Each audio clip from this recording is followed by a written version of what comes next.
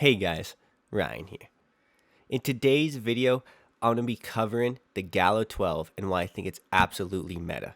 I genuinely believe that the gameplay in the background is going to speak for itself and you're going to come away with the same conclusion. I am a little sick right now, so sorry about that. But in this video, I'm going to be covering the best attachments, why you need to use throwing knives with the shotgun, and other guns to use with it. I'm going to be going over all of that in this video. If you want to skip to any section, you can go down below and find it in the description in the timestamps. You guys don't have to like, you don't have to subscribe, but if you do, it really helps out the channel. And I just want to say thank you guys for watching this video, and I hope you enjoy it.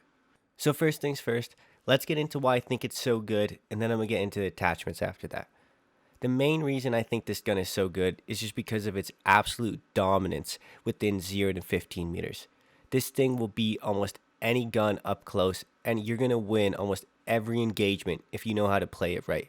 If you just put in one jump shot, if you know how to use movement at all, if you understand just basic fundamentals, you are going to destroy kids with this. If anyone gets within 10 meters, 15 meters, they will most likely die, barring something weird. As long as you have good centering, as long as you can put people in the center of your screen, and as long as you just genuinely play smart, you're going to come out on top 9 out of 10 times with this thing. It's really good right now, and I think that most people are going to find that's almost too easy to use sometimes. You can die with it if you run the wrong attachments, in my opinion, because sometimes people get too high of a sprint to fire time, and with this thing, the only times you really die are when you get caught out sprinting.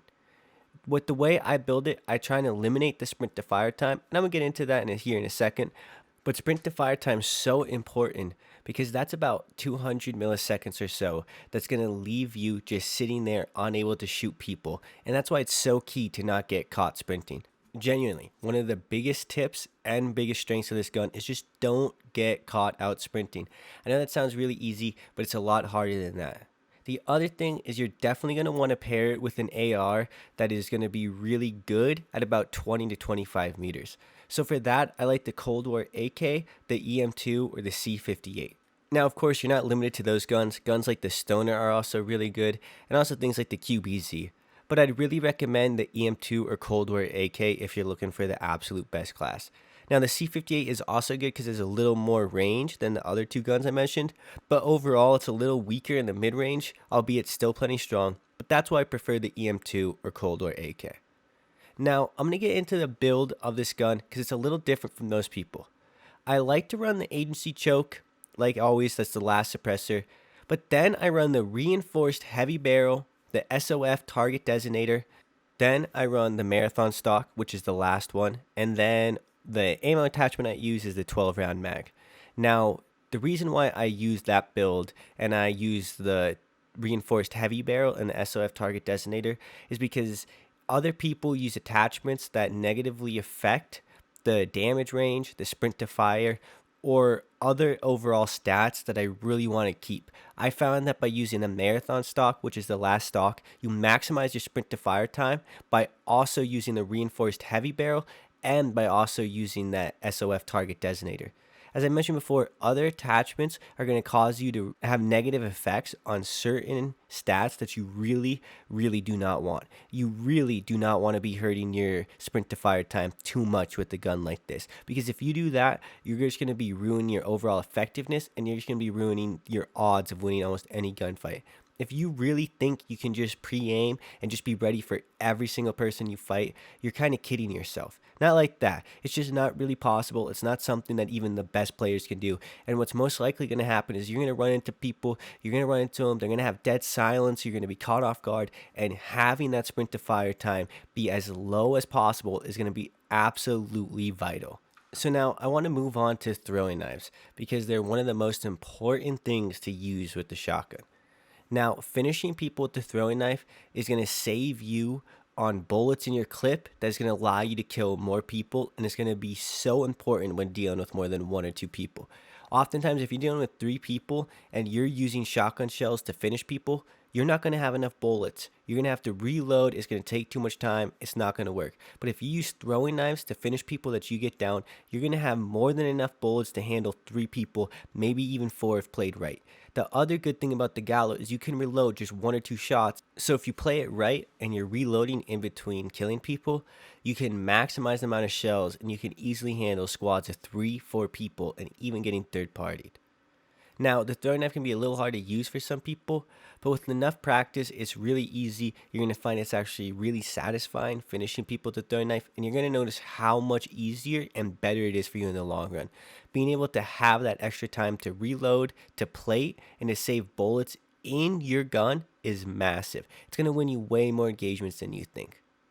So now, the other main thing I really want to get into with this gun is the movement. Because when you watch this gameplay, I hope you understand that movement is one of the keys and one of the main reasons why this gun is so successful.